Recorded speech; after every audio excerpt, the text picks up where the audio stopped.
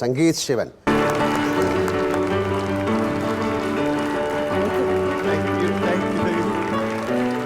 ഒരുപാട് സന്തോഷം. Welcome to Lal Salam show. Thank you so much. It's my privilege. ഒരുപാട് നാളായി കണ്ടിട്ടെങ്കിലും എപ്പോഴും ഓർക്കുന്ന ഒരുപാട് സിനിമകൾ നമ്മൾ തമ്മിൽ ചെയ്തിട്ടുണ്ട്. അതിലേറ്റവും മനസ്സിൽ പെട്ടെന്ന് ഓടിയെത്തുന്ന ചിത്രമാണ് യോദ്ധ. യോദ്ധയുടെ വിശേഷങ്ങൾ ഞങ്ങൾ പങ്കുവെക്കുകയായിരുന്നു. മീര, എങ്ങനെയാണ് ഈ സിനിമ ഉണ്ടായത്? അല്ല, അന്ന് ഞങ്ങളുടെ ഒരു ആഗ്രഹം ഒരു 36 ചേംബർ ഓഫ് ഷാലിൻ പോലത്തെ ഒരു പടം മലയാളത്തിലുണ്ടാക്കണം. അപ്പോൾ അങ്ങനത്തെ ഒരു പടം എങ്ങനെ ചെയ്യും എന്ന് ആലോചിച്ചപ്പോൾ ഞങ്ങൾ ആ ഐഡിയ ആദ്യം പോയി പറഞ്ഞത് ലാൽ സാറിനോടാണ്. അപ്പോൾ അദ്ദേഹം പറഞ്ഞു കഥ കൊണ്ട് നമുക്ക് ചെയ്യാം. ഐ വാസ് ലൈക്ക് ദാറ്റ്, കഥ കൊണ്ട് നമുക്ക് ചെയ്യാം. അപ്പോൾ കഥയൊന്നും ഇല്ല കേട്ടോ, അപ്പോൾ ഒരു ഐഡിയ മാത്രമേ ഉള്ളായിരുന്നു. നേരെ ഞങ്ങൾ നെപ്പോളിൽ പോയി. അടുത്ത ബുദ്ധിസ്റ്റ് കൺട്രി എന്ന് പറയുന്ന അന്ന് നെപ്പോളായിരുന്നു. അപ്പോൾ നെപ്പോളിൽ പോയി. അപ്പോൾ നെപ്പോളിൽ പോയപ്പോൾ അവിടുത്തെ ഈ ഹിന്ദു റിച്വൽസൊക്കെ വളരെ താന്ത്രിക. അപ്പോൾ ബോക്ഷാസ് ഒക്കെ അവിടെ ഉള്ള ആൾക്കാരാണ്. അപ്പോൾ ഞങ്ങൾ വിചാരിച്ചു ഓക്കെ, നമ്മുടെ ഈ പടത്തിൽ ബോക്ഷാസ് വേണം. അവിടെ അന്നൊരു പെൺകുട്ടിയായിരുന്നു, അവിടെ ഒരു ഗോഡായിട്ട് അവരെ വാഴിക്കും. പ്യൂബേർട്ടി ആകുമ്പോൾ അത് മാറും. അപ്പോൾ വെച്ചാൽ അങ്ങനത്തെ ഒരു എലമെൻറ്റ് നമ്മുടെ പടത്തിൽ വേണം. പിന്നെ ഈ ഹീറോ എന്ന് പറയുന്ന ആൾ നമ്മൾ മലയാളത്തിൽ നിന്ന് പോയി വേറൊരു രാജ്യത്ത് പോയി ഹീറോ ആവണം.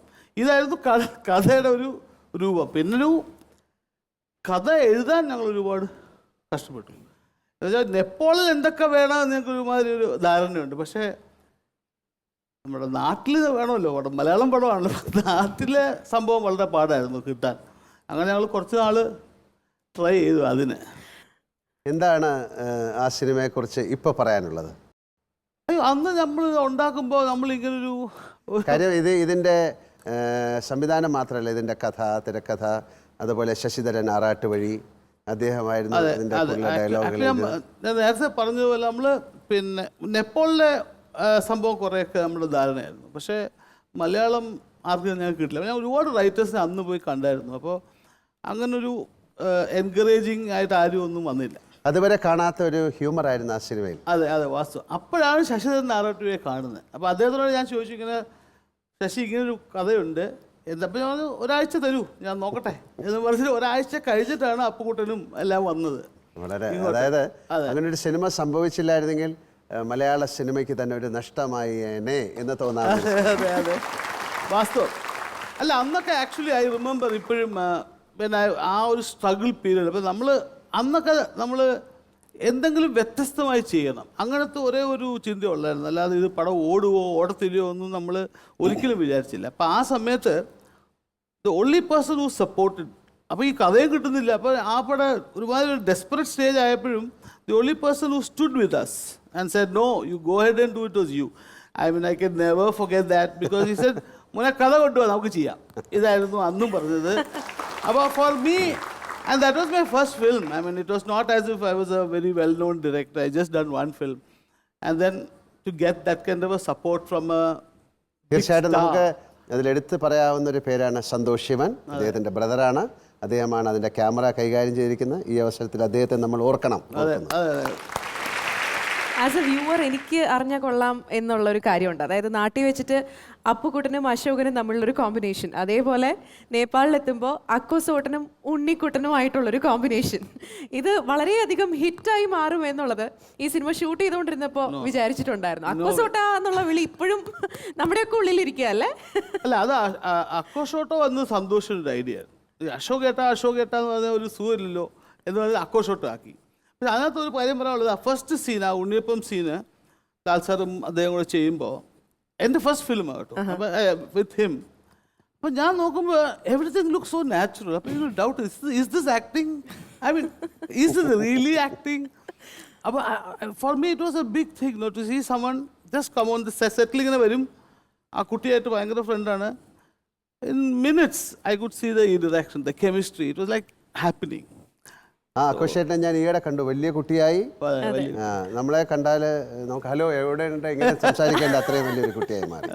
നമുക്ക് ഒരുപാട് പേരെ ഇപ്പം മിസ് ചെയ്യുന്നു. ഒടുവിൽ ഉണ്ണികൃഷ്ണൻ, മീന ചേച്ചി, ജഗദീഷ് ശ്രീകുമാർ, MS തൃപ്പൂണിത്തറ, ഒരു വലിയ അത്തരം ആർട്ടിസ്റ്റുകളുടെ മനോഹരമായ സംഭാവനകൾ ആ സിനിമയിലുണ്ട് ഇല്ലേ? സർ അതുപോലെ ഒരു how much can you write in a comedy? അതെ. അപ്പം ഞാൻ ഒരു റൂമിൽ ഇരുന്ന് എഴുതുമ്പോൾ എത്രമാത്രം നമുക്ക് എഴുതാൻ പറ്റും? ഇപ്പം അതിപ്പോൾ ഒടുവിൽ ചേട്ടനാണെങ്കിൽ അതേ തോറ്റ് തുന്നം പാടി വന്നിരിക്കുന്നു നിന്റെ മോൻ. That was the dialogue. But no one is going to laugh at that. No. അതെ, അതെ. അപ്പോൾ എന്നോട് പറഞ്ഞു ഇല്ല മോനെ എന്തെങ്കിലുമൊക്കെ എക്സ്ട്രാ വേണം. ഓർഗനൈസേഴ്സ് തോറ്റ് തുന്നം പാടി നിന്റെ മോൻ. So that became. അപ്പോൾ അത് അദ്ദേഹം എടുക്കുമ്പോൾ മീന ചേച്ചി ലേറ്റർ ഓൺ അതെ നിന്റെ മോനാ അങ്ങനെ. So these are all things not right. തോറ്റ് തുന്നമാടി വന്നിരിക്കുന്നു നിന്റെ മോൻ. അവനെന്തെങ്കിലും തിന്നാൻ കൊടുക്ക്. എന്തെങ്കിലും പോരാ, സ്വപ്പ കനമായിട്ട് തന്നെ വേണം. എന്നാ അമ്മിക്കലത്ത് ഒഴുകിക്കോ. അതും മതിയാവൂന്ന് തോന്നുന്നില്ല. പൊരിഞ്ഞ പോരാട്ടമല്ലായിരുന്നു. എന്നിട്ടാണോ തോറ്റത്? അവസാന ശ്വാസം വരെ പോരാടി തോക്കുന്ന ജയിച്ചേന് തുല്യമാണ് അമ്മേ. അരശിമുട്ട് കുടുംബ തൈപ്പറമ്പുകാരോടാണ് തോറ്റത്. ഞാൻ വിക്ടറിക്കാരോട് മത്സരിച്ച ധീരമായിട്ട് തോറ്റത്, അല്ലാതെ തൈപ്പറമ്പുകാരോടല്ല. ആഹാ, ആ. വിക്ടറിയുടെ ക്യാപ്റ്റൻ അശോകൻ എവിടത്തെയാണെന്നാ എന്റെ വിചാരം. എന്റെ ഭഗവാനെ, എന്റെ അനിയത്തി സുമതിയുടെ മുഖത്ത് ഞാൻ ഇനി എങ്ങനെ നോക്കും? സുമതി കുഞ്ഞമ്മ ഗോഷ്ടി കാണിച്ചോണ്ടിരിക്കാണോ നോക്കാണ്ടിരിക്കാൻ? അമ്മ ധൈര്യമായിട്ട് നോക്കുന്നേ. നീ പോടാ അവിടുന്ന്. ചെസ് മത്സരത്തി ഞാൻ അവനെ തറ പറ്റിക്കും. തലപ്പന്തുകളിലും ചീട്ടുകളിലും തോറ്റപ്പോഴും നീ ഇത് തന്നെ പറഞ്ഞത്. അത് പിന്നെ ഞാൻ ഒരുത്തൻ മാത്രം വിചാരിച്ചാ മതിയോ? കൂടെയുള്ള കോന്തന്മാരും കൂടെ വിചാരിക്കണ്ടേ? ചെസ്സിനാവുമ്പോ എന്റെ മണ്ട മാത്രം മതിയല്ലോ. എടാ മരമണ്ട, അതിലും നീ തോറ്റേച്ച് വന്നാലുണ്ടല്ലോ നിനക്ക് ഞാൻ പച്ച വെള്ളം തരത്തില്ല. പച്ചവെള്ളം ഫ്രീ ആയിട്ട് ഹോട്ടലിൽ നിന്ന് കിട്ടും. അമ്മ വിശന്നിട്ട് കുടൽ തിത്തൈ പാടുന്നു. അമ്മ വല്ലതും തിന്നാ എടുത്തു വെക്കും. ആ എടാ നാളെ പോയി കുളിച്ചേച്ച് വരാൻ. അമ്മയുടെ പിണ്ണതയില എവിടെ ഇരിക്കുന്നേ? അമ്മയുടെ ഈ തിന്നാനുള്ള വാശി ജയിക്കാനും കാണിച്ചാൽ മതിയായിരുന്നു. ചെന്ന് എടുത്തു കൊടുക്ക്. മോനായി പോയില്ലേ? എന്തോന്നാ മോനായി പോയില്ലേ? മോനാ? ഈ ഫോറസ്റ്റ് മുഴുവൻ കാടാണല്ലോ. ഞങ്ങളും അന്തമുട്ട് ഇതെന്താ ഇത് എവിടുന്ന് തോന്നി ഈ ഡയലോഗ്? സി അപ്പോൾ ഒരു when you have actors especially Malayalam actors only because C ഞാൻ ഫസ്റ്റ് വേറെ ഒരുപാട് ലാംഗ്വേജിൽ സിനിമകൾ കാണുകയും എഴുതുകയും അല്ല അത് ഡയറക്റ്റ് ചെയ്യുകയൊക്കെ ഇറ്റ് ഇസ് ചെയ്തല്ലേ. More for the money part. Honestly your heart is never happy. ഇപ്പോൾ ഞാൻ first time I remember the scene where both of you are walking down. ആ ഒരു സ്റ്റെപ്സ് ഇറങ്ങി വരുന്നൊരു സീൻ. ഐ ഹാഡ് ആസ്ക്ഡ് യു ഒരു rehearsal കാണാവോ എന്ന് ഞാൻ ചോദിച്ചു. അപ്പോൾ I was more a very technical director. എനിക്ക് ഇവിടെ കട്ട് ചെയ്യണം, അങ്ങനെയായിരുന്നു എൻ്റെ ഒരു style. So I remember you asking ദേജൻ, അയ്യോ ചേട്ടാ അമ്മളി ചേട്ടാ ഇയാൾക്ക് റിഹേഴ്സൽ കാണണമെന്ന്. As you know so I was wondering ഞാൻ എന്തെങ്കിലും തെറ്റായിട്ട് ചോദിച്ചു ഇനിയും റിഹേഴ്സൽ ചോദിച്ചത്. അപ്പോൾ പറഞ്ഞു ഐ തിങ്ക് സന്തോഷ് തന്നെയല്ല എന്ന് കാണണം, ബ്ലോക്ക് ചെയ്യണം. ഓക്കെ ഓക്കെ ഓക്കെ എന്ത് ഡയലോഗ് പറഞ്ഞത് എനിക്കറിയാം വയ്യ, എന്താ പറഞ്ഞത് ചുമ്മാ എങ്ങനെ ചോദിച്ചു. Okay ready okay. So I'm wondering where is the shot going to cut. നമ്മൾ പറയുന്ന ഡയലോഗ് ആയിരിക്കത്തില്ല, അവിടെ ജഗതി ചേട്ടൻ ഇംപ്രൂവൈസ് ചെയ്താൽ ലാൽ സാർ ഇംപ്രൂവൈസ് ചെയ്യും. ലാൽ സാർ അപ്പം ഞാനെപ്പോഴും you don't know how to cut. അപ്പോൾ ഞാൻ റിയലൈസ് ചെയ്തു when you have actors like that it's better my dear you guys perform.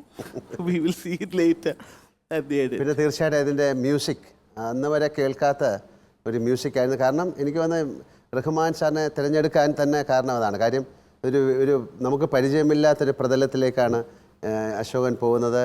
ഒരു മൊനാസ്ട്രിയുടെ ബാക്ക്ഗ്രൗണ്ടിലാണ് ആ കഥ നടക്കുന്നത്.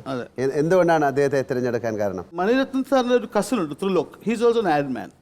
അപ്പോൾ അദ്ദേഹം എന്നോട് പറഞ്ഞു ഇങ്ങനെ ഒരാളുണ്ട്, he is doing the music for Mani's film.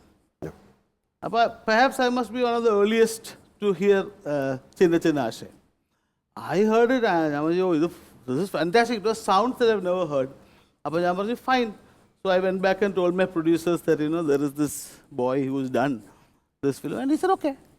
Background സ്കോറും അദ്ദേഹമാണ്. അതെ അയ്യോ അന്നൊക്കെ നമുക്ക് ഈ ക്ലിക്ക് ട്രാക്സ് ഇല്ലായിരുന്നില്ല സാർ. അപ്പോൾ ഇദ്ദേഹം ഇങ്ങനെ അവർ സ്പൂൾ ടേപ്പിൽ ഇത് ഓടും, മറ്റേ ന്യൂമാറ്റിക് ടേപ്പായിരുന്നു. അപ്പോൾ കുറച്ച് പ്രീ റോൾ ഉണ്ടാവും. അപ്പോൾ ഇദ്ദേഹം കറക്റ്റായിട്ട് പ്രസ് ചെയ്തില്ലെങ്കിൽ സിംഗ് പോകും. So repeatedly he had to do this. അപ്പോൾ ഇതൊക്കെ ഞങ്ങളിങ്ങനെ ഇരിക്കുമ്പോൾ നമ്മുടെ പ്രൊഡ്യൂസർ ഓരോ ടൈപ്പ് തെറ്റുമ്പോൾ അപ്പോൾ ഇവിടെ നമ്മൾ 2 ദിവസം കൊണ്ട് ബാക്ക്ഗ്രൗണ്ട് ചെയ്ത സമയം അന്ന് 10 ദിവസം എടുത്തു.